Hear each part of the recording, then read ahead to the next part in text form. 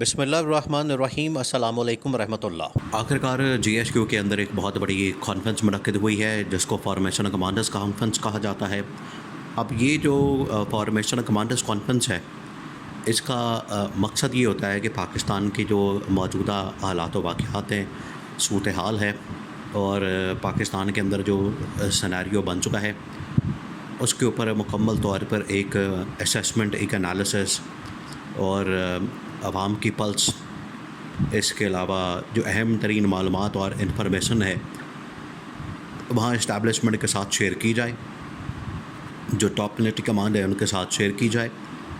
اور اس کے بنیاد کے اوپر پھر آگے کے فیصلے اور اسٹریٹجی اور حکمت عملی بنائی جا سکے۔ اب جو پاکستان کی صورتحال ہے وہ آپ کو پتہ ہے کہ سیاسی، معاشی، سفارتی، عدالتی محاذ کے اوپر ہر جگہ پر بحران آپ کو نظر آتا ہے۔ تو ایسی صورتحال میں فارمیشن کمانڈرز کانفرنس بہت اہمیت اختیار کر جاتی ہے۔ اب یہاں پر ہوا کیا ہے، بات چیت کیا ہوئی ہے، کیا میسج کنوے کیا گیا ہے، یہ انتہائی اہم ترین معاملہ ہے، اس کو آپ نے سمجھنا ہے۔ دیکھیں، اب عمران خان تو کم از کم اس بات کا تو سب کو اب احساس ہو چکا ہے کہ پاکستان میں عمران خان ہی اصل لیڈر اور طاقتور شخصیت ہے، اور عمران خان کے پاس یہ مینڈیٹ ہے، خاص طور پر 8 فروری 2024 کے انتخابات کے بعد۔ اب یہ جو فارمیشن کمانڈرز کانفرنس ہے، ابھی کچھ عرصہ پہلے کور کمانڈرز کانفرنس ہوئی تھی، اب اس کے بعد فارمیشن کمانڈرز کانفرنس ہوئی ہے۔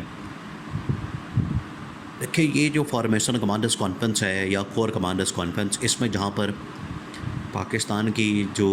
اسٹریٹجک سچویشن ہے، سیکیورٹی کی سچویشن ہے، اور پاکستان کے جو اوور آل امن و امان اور سیکیورٹی ریلیٹڈ یا ڈیفنس کے متعلق معاملات ہیں، یا انٹرنل ایکسٹرنل تھریٹس ہیں، جہاں پر اب ڈیل کیا جاتا ہے، ان کو سمجھا جاتا ہے، تھریٹ پرسیپشن کو دیکھا جاتا ہے، وہیں پر جو پاکستان کی اکنامک اور اب پولیٹیکل سچویشن جو ہے وہ بھی اب یہاں پر ڈسکس ہوتی ہے کہ اب اس کا براہ راست امپیکٹ ہوتا ہے۔ دیکھیں، ڈسکشن جہاں تک اس کی ڈسکشن کی بات ہے، اس کے اوپر بات چیت، بحث اور اس کے اوپر جو ہے ایک سیر حاصل گفتگو کرنے کی بات ہے، تو وہ تو ہو سکتی ہے کہ آپ نے مسلسل پاکستان کے صورتحال کا جائزہ لینا ہے، حالات و واقعات کا جائزہ لینا، اور اس کے بعد ایک فائنل ڈیسیژن اور اسٹریٹجی بنانی ہے۔ اور یہ عمران خان نے بتا دیا تھا اپنے دور حکومت میں۔ عمران خان نے، جب عمران خان بطور وزیر اعظم عمران خان نے یہ تمام چیزیں اسٹیبلشمنٹ کو سمجھا دی تھی کہ کس قدر یہ اہم معاملہ ہے کہ آپ نے جو پاکستان کی صورتحال ہے، اکنامک اور پاکستان کی جو سیکیورٹی، ان کو آپس میں لنک کر کے دیکھنا ہے، ان کو آپس میں جوڑ کر دیکھنا ہے، آپ نے ان کو الگ نہیں کرنا۔ تو اس وقت سے لے کے آج تک اب یہی پیراڈائم ایک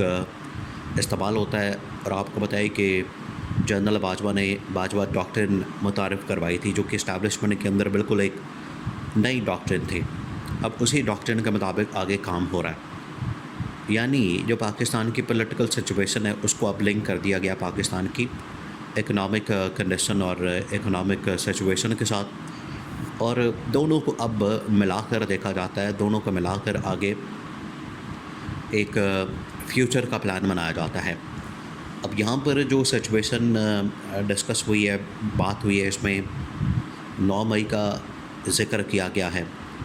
اس میں پاکستان کے اندر امن و امان کی صورتحال کا ذکر کیا گیا ہے، اس میں پاکستان کے سوشل میڈیا کو ڈسکس کیا گیا ہے۔ یہ فارمیشن کمانڈرز کے اندر ڈسکس ہو رہا ہے۔ اس کے علاوہ جو سیکیورٹی ریلیٹڈ میٹرز ہیں، یا کچھ دہشت گردی کے واقعات ہو رہے ہیں، یا کچھ اس طرح کے ایونٹس ہوئے ہیں، ان کے اوپر بھی روشنی ڈالی گئی ہے، اور ان کو باقاعدہ طور پر وہاں پر اسیس کیا گیا ہے۔ اب ایک ایک کر کے دیکھیں، یہاں پر سب سے پہلے تو اب سوشل میڈیا کے اوپر بڑی بات کی گئی ہے کہ سوشل میڈیا جو ہے وہ کس حد تک ایک بے قابو سا ہو چکا ہے، کنٹرول نہیں ہو رہا۔ تو بات یہ ہے کہ سوشل میڈیا اب اس زمانے کا ایک بہت ہی فاسٹ قسم کا کمیونیکیشن ٹول ہے، اب یہ 1924 تو ہے نہیں، یا آج سے 20 سال پہلے، 1924 تو پھر بھی بہت دور کی بات ہے، 100 سال پہلے کی بات ہے، آج سے 15 سال پہلے چلے جائیں تو آپ کو بالکل ایک نارمل زندگی نظر آتی ہے وداؤٹ سوشل میڈیا. لیکن اب سوشل میڈیا کے ہوتے ہوئے آپ کو اسے بطور ٹول استعمال کرنا پڑے گا، اور اس کے فائدے، اس کے جو ایڈوانٹیجز ہیں ان سے فائدہ اٹھانے کی ضرورت ہے. اس کے جو پازیٹیو جو بھی اس کے ٹولز ہیں اس سے فائدہ اٹھائیں. تو یہاں پر یہ نہیں ہو سکتا کہ آپ بالکل ہی سوشل میڈیا کو سائڈ لائن کر دیں یا سوشل میڈیا کو مکمل طور پر بند کر دیں، اس کی وجہ سے اپنا ہی نقصان ہوگا. اور دوسری بات یہ کہ